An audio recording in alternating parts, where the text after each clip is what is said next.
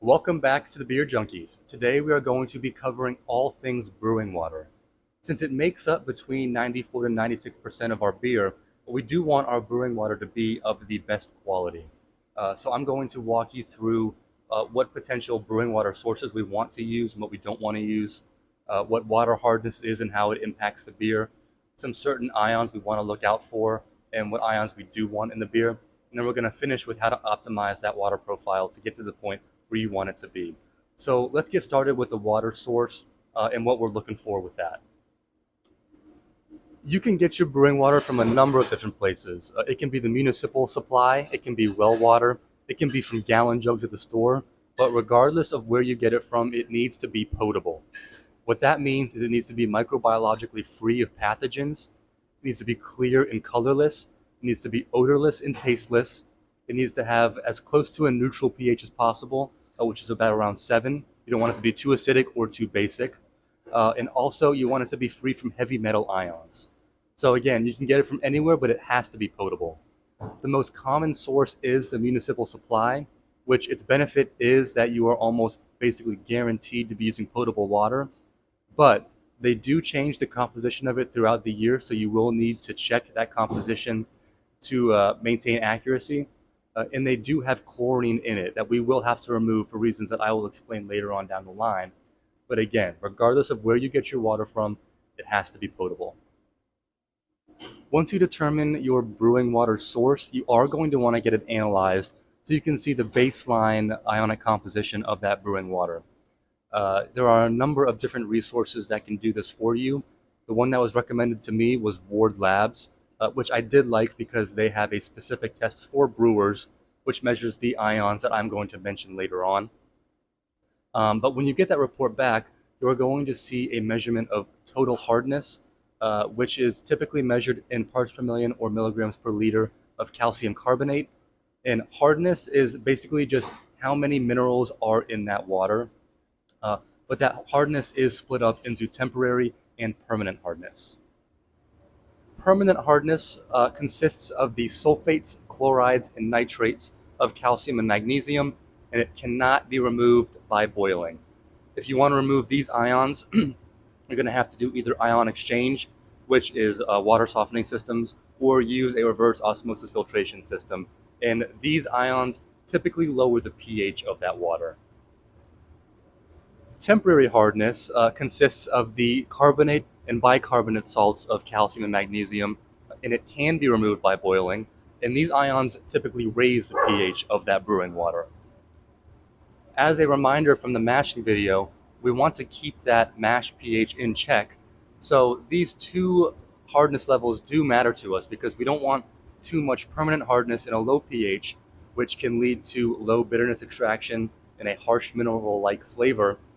And we also don't want too high of a pH from too much temporary hardness, which leads to poor conversion, astringent flavors, and a whole host of other issues. So if we can get an idea of what these mineral content is like, we can kind of control both using different filtration systems or different additions of other salts to balance each other out.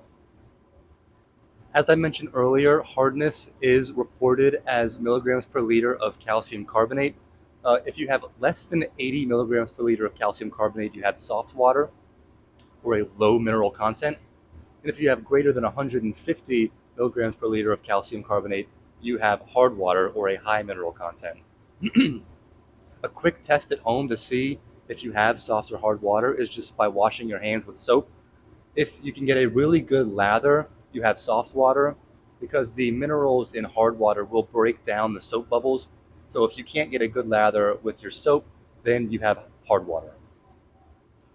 In the mashing video, I discussed how dark roasted malts can drop the mash pH, and we need to neutralize that by adding bicarbonates to the mash water.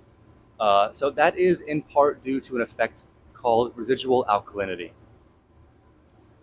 The calcium and magnesium in the brewing water react with phosphates that are released from the malt, producing positive hydrogen ions.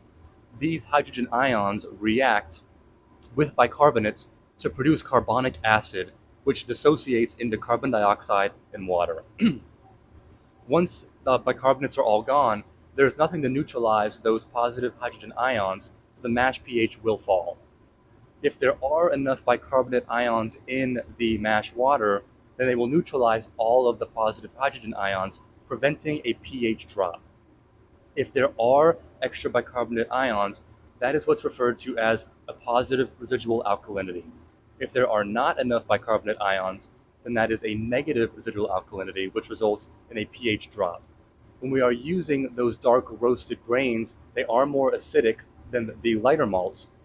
So we want more residual alkalinity to prevent that pH from dropping too far. So we want to add extra bicarbonates to have a higher residual alkalinity to prevent that pH from dropping. So now that we've covered the water source and in very general terms, the minerals and ions in the water, let's go more in depth and cover specifically which ions we want to see and which ions we do not want to see in that water. I'm going to start with the ions that we do not want to see in our brewing water. All of these should not be present in potable water, so if they are, you may want to check for contamination. The only exception is chlorine, which, as I mentioned, is present in municipal water, which you can remove with either a filtration system or with Camden tablets. The ions we want to look out for are copper, manganese, nitrate, iron, and chlorine. Copper is a yeast nutrient in very small amounts, but over 10 milligrams per liter, it is toxic. The rest of the ions are toxic to the yeast. Iron can prevent complete conversion during mashing, and it can add an iron metallic flavor. And then chlorine can also lead off flavors in the beer. So all of those ions we desperately do not want in the beer. Before jumping into the ions that we do want in the brewing water, I do want to mention that the ingredients we add to the beer also add minerals to the brewing water. So when I list out the ions in the following clips, I am going to give a suggested range, and I recommend starting out on the lower end of this range until you get an idea of how these ingredients react with your brewing water. If you get some of the unpleasant notes that are affiliated with the higher ends of these ions, I do recommend sending your beer out for a water analysis sample to see if you're getting too much of a specific ion in that final product. But without further ado, let's start with the ion that we mentioned in the mashing video of calcium. As we mentioned in that mashing video, calcium is an essential ion that we need in our brewing water. There's a recommended range between 50 and 150 parts per million. It does lower the pH, it improves enzyme stability, it improves hop break, it improves yeast flocculation, and it helps us precipitate out those oxalate ions. The only negatives you have to watch out for is if it drops the pH too much, which can lead to lower bitterness extraction, and it can also lead to a harsh, dry, mineral-like flavor. The next ion is sodium. It has a recommended range between 0 and 50 parts per million. In small amounts, it can enhance the fullness and sweetness of a beer, particularly in the darker styles. If you add too much or greater than 150 parts per million, it can add a sour metallic flavor. I only add sodium to amber styles and darker. I don't add any sodium to my light beers. I just don't find it necessary. Next up is magnesium. It has a recommended range between 0 and 15 parts per million. In small amounts, it is a yeast nutrient, but higher than 15 parts per million can add a sour, bitter flavor, and very high amounts can have a laxative effect. Next up is sulfate. It has a recommended range between 0 and 250 parts per million. It can enhance the bitterness and hop character in highly hopped beers, but in high amounts greater than 400 parts per million, it can add an astringent and unpleasant bitterness to the beer. Finally, we have chloride. It has a recommended range between 0 and 100 parts per million, and it can enhance the fullness, sweetness, and body of the beer. At high levels, greater than 300 parts per million, it can add an unpleasantly full mouthfeel. At 400 parts per million and greater, it can add a harsh, salty flavor. And then at 500 parts per million and greater, it can actually become toxic to the yeast and inhibit fermentation. We've analyzed our brewing water. We know exactly what ions we want to add to our beer. Let's go over how we decide on how many of those ions we want to add and how we actually add them to the brewing water. A lot of brewers adjust the sulfate to chloride ratios to enhance certain aspects of the beer. As we mentioned, chloride can help enhance the sweetness and body, and sulfates can enhance the hop character in highly hop beers. So for a very rich and malty style, a lot of brewers will use a 2-to-1 ratio of chloride to sulfate. For a balanced beer where neither one really outshines the other, it's a 1-to-1 ratio. For a highly hopped beer like an American IPA, you would want a 1-to-2 chloride to sulfate ratio. And I'm going to give you some examples of water profiles for different colors in just a second, but you can use that as a starting point to start to tweak what aspects you really want to enhance. Using a golden beer as our example, for a balanced style, we would want probably around 65 parts per million of both chloride and sulfate to have a nice balance between the maltiness and the hoppiness. If we wanted it to be a dry, hoppy beer, we'd probably want it to be about 90 parts per million of sulfate to about 45 parts per million of chloride. And then alternatively, if we wanted it to be a very malty golden beer, we would want that to be flipped with about 50 parts per million of sulfate and then closer to 85, 90 parts per million of chloride. And I'll say it until I'm blue in the face, but to do all of this, I highly recommend using a water profile calculator. I use Brewing water, but I know Beersmith and Brewer's Friend both have good water profile calculators. I just haven't used those two, so I can't speak to them personally. But Brewing water has a bunch of water profiles that you can add to your spreadsheet to mimic these well-known profiles to match that beer with its traditional style.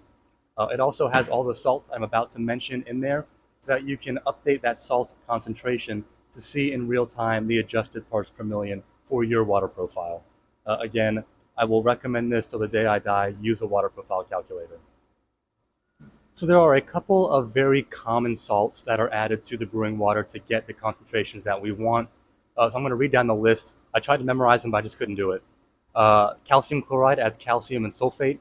Gypsum adds calcium and sulfate. Epsom salt adds magnesium and sulfate. Magnesium chloride adds magnesium and chloride. Canning salt adds sodium and chloride. Baking soda adds sodium and bicarbonate. Chalk adds calcium bicarbonate. And pickling lime adds calcium bicarbonate. So all of these are in the water profile calculators, so you can add small amounts of them and tweak your final water profile. But again, those are very easy to find. You can get them on Amazon or probably your homebrew shop. And then one final note, when you're adding these to your water, it should not be in large additions. For my 165 gallons of sparge water, I never add more than 140 grams of all my salts combined. So if you find that that number is getting kind of high, I recommend recalculating to make sure you don't go a little bit overboard with those ion concentrations. So that is my guide to brewing water. We covered the brewing sources and what to look for in that. We covered what water hardness is, the difference between temporary and permanent hardness. Covered the ions that we want in our beer, ions we don't want in our beer. We went over how much of those ions we want, how to optimize those levels. In the description, I'm going to include some common water profiles for you to shoot for. And if you have any questions about specific styles, all the recipes on my website have a recommended water profile, so you can mimic that, or you can reach out to me personally and I will design one for you. But cheers, thank you for sticking to the end. Please let me know what you'd like to see next in the comments, and please make sure to click that subscribe button right below.